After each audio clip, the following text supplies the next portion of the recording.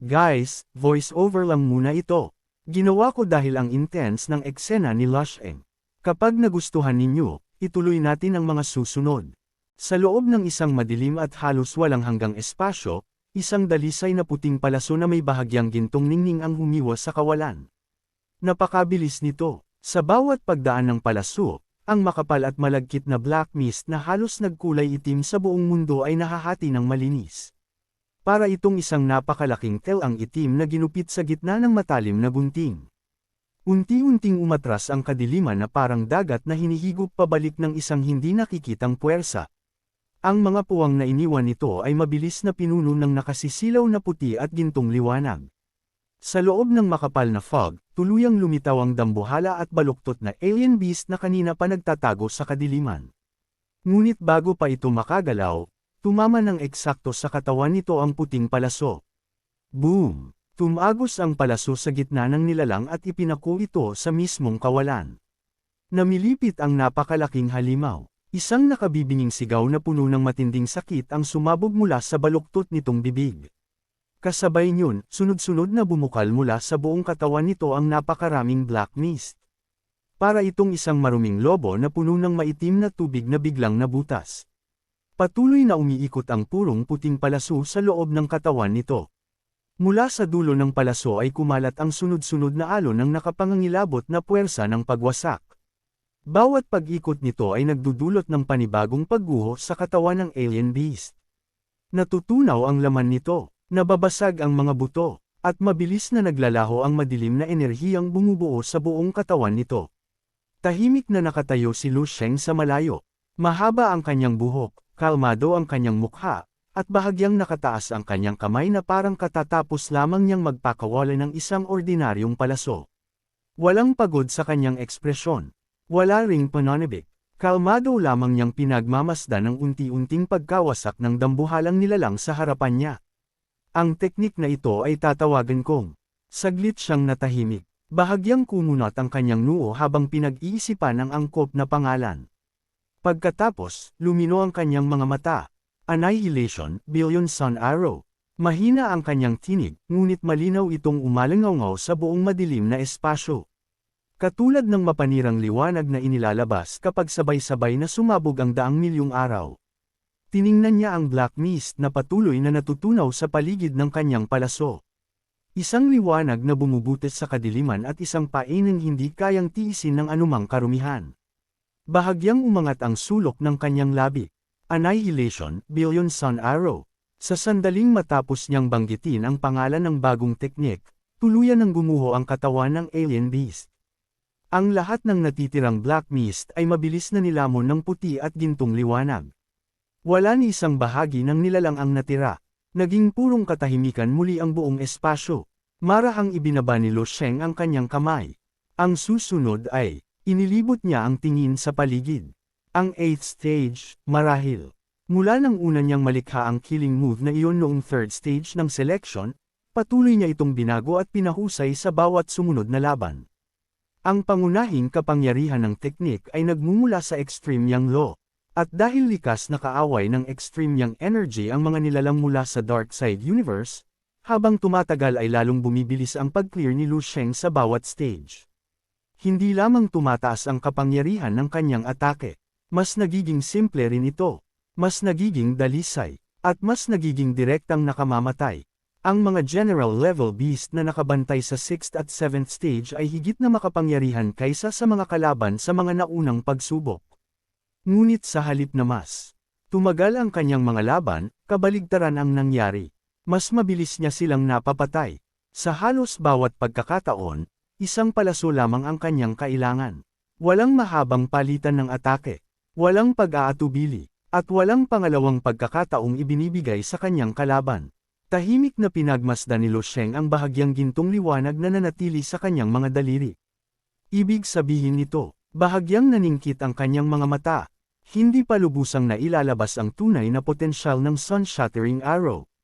Ang teknik na ginagamit niya ngayon ay isa lamang mas pinahusay at mas mapanirang anyo ng dati niyang arrow technique.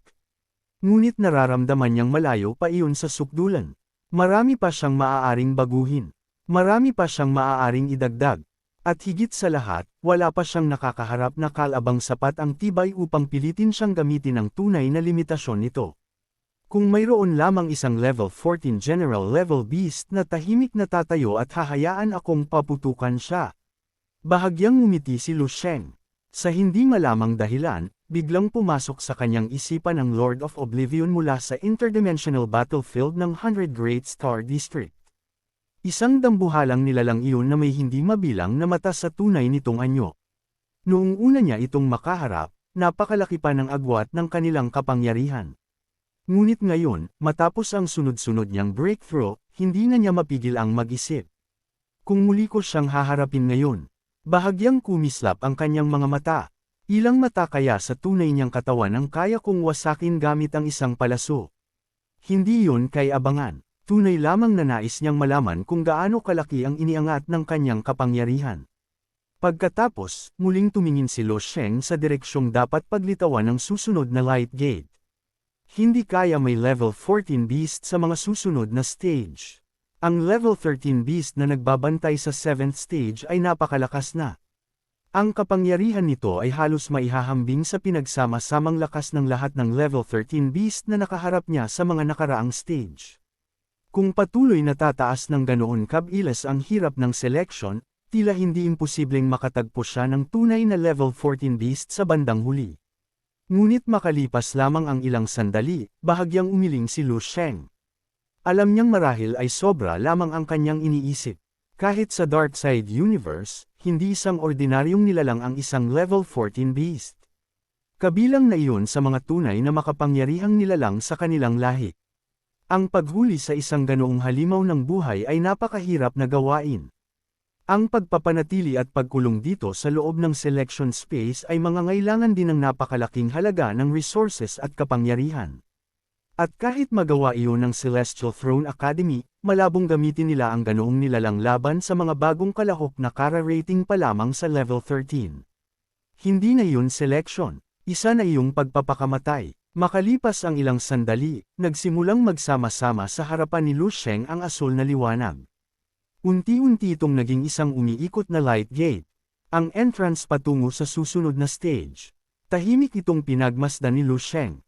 Pagkatapos, walang anumang pag-aalinlangan, marahan siyang humakbang papasok. Ngunit sa sandaling makita niya ang tagapagbantay ng 8th stage, bigla siyang tumigil. Bahagyang nanigas ang kanyang katawan. Naningkit ang kanyang mga mata habang tahimik niyang tinitingnan ang figurang naghihintay sa loob. Samantala, sa Galaxy Summit ng Celestial Throne Academy, dalawang napakalaking projection ang sabay na nakalutang sa gitna ng mabituing kalangitan. Sa isang projection ay makikita si Dilius. Matapang at mapang-api ang kanyang tindig. Ang kulog at unos ay umiikot sa paligid ng kanyang katawan, habang ang ikatlong mata sa pagitan ng kanyang mga kilay ay naglalabas ng mapanirang liwanag. Sa kabilang projection naman ay makikita si Lu Sheng. Kalmado ang kanyang ekspresyon at tahimik ang kanyang presensya, ngunit sa likod ng katahimikang iyon ay naroon ang nakasisilaw na kapangyarihang parang isang araw na kayang tunawin ang buong kadiliman. Magkaiba ang dalawa, si Dilius ay parang nagngangalit na kulog. Si Lu Sheng naman ay parang isang tahimik ngunit walang hanggang glacier. Isa ay mabagsik at mapanira. Ang isa naman ay kalmado at hindi matinag. Para silang araw at gabi.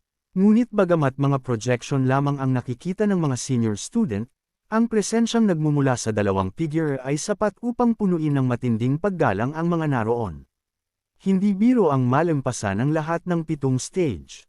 At higit na nakapangangilabot ang magawa iyon sa napakaikling panahon. Ang combat power na ipinakita ni Lu Sheng at Dilius ay mas mataas na kaysa sa karamihan ng mga senior student ng Celestial Throne Academy.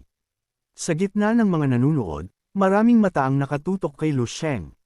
Sa katunayan, ang pagkabiglang idinulot niya sa kanila ay tila mas malaki pa kaysa sa ginawa ni Dilius. Matagal nang kilala ang kapangyarihan ni Dilius. Sovereign level blood. Sovereign level extraordinary physique. Isang henyo na sinasabing minsan lamang lumitaw sa loob ng 100,000 taon. Inaasahan na ng lahat na magiging napakalakas niya. Ngunit si Lu Sheng ay ganap na naiiba. Bago magsimula ang selection, halos walang nakakakilala sa kanya. Hindi siya kabilang sa 3 kilalang monarch level genius. Wala rin siyang anumang kilalang titulo o nakapangangilabot na reputasyon. Ngunit bigla siyang lumitaw at nagpakita ng kapangyarihang tila sapat upang tumayo sa tabi ni Dilius bilang kapantay. Iyon ang tunay na dahilan kung bakit hindi makapaniwala ang lahat. Napakalakas niya. Isang senior student ang mahina ngunit mariing nagsalita. Hindi lamang siya malakas. Talagang pambihira siya. Hindi ko inakalang 2 tao mula sa batch na ito ang makalalampas sa 7th stage. Bahagyang napailing ang isang tao sa paghanga. Kung ganoon, magtatabla silang 2 sa unang pwesto. Ngunit mula sa karamihan, isang malamig na tinig ang biglang sumagot. Hindi tiyak. Ha! Agad na napalingon ang unang nagsalita. Kumunat ang kanyang noo habang tinitingnan ng taong kumontra sa sinabi niya. Ngunit sa halip na sagutin siya agad, ang taong iyon ay tahimik lamang na nakatingin sa isang partikular na direksyon sa pinakatuktok ng Galaxy Summit. May malalim at misteryosong ekspresyon sa kanyang mukha. Matapos malampasan ang 7th stage, marahan siyang nagsalita. Sa teorya, dapat nang matugunan ng participant ang kondisyon upang mabuksan ang maalamat na landas na iyon. Lalong kumunat ang noo ng kanyang kausap. Anong landas? Hindi agad sumagot ang senior student. Patuloy lamang niyang tinitingnan ang pinakamataas na bahagi ng Galaxy Summit, na parabang may hinihintay siyang lumitaw roon. Pagkatapos, sa napakahinang boses, sinabi niya ang pangalang matagal nang hindi naririnig ng maraming tao. Ang maalamat na, huminto siya sandali, King Coronation Path. Sa sandaling mabanggit ang pangalang iyon, tila biglang bumigat ang buong paligid. Ang mga senior student na nakarinig ay sabay-sabay na natahimik. Nawala ang mga ngiti sa kanilang mukha. Ang ilan ay nanlaki ang mga mata, habang ang iba ay kusang napatingin sa pinakatuktok ng Galaxy Summit. Ang King Coronation Path ay hindi isang ordinaryong stage. Hindi rin iyon isang simpleng karugtong ng selection. Isa iyong maalamat na landas na sinasabing para lamang sa pinakanatatanging henyo ng isang buong henerasyon. Ngunit may isang problema. Kung pareho nang natugunan nina Lu Sheng at Dilius ang mga kondisyon upang buksan ang landas na iyon, paano sila parehong makapapasok? Dahil sa buong kasaysayan ng King Coronation Path, iisang tao lamang ang maaaring tumahak dito sa bawat pagkakataon.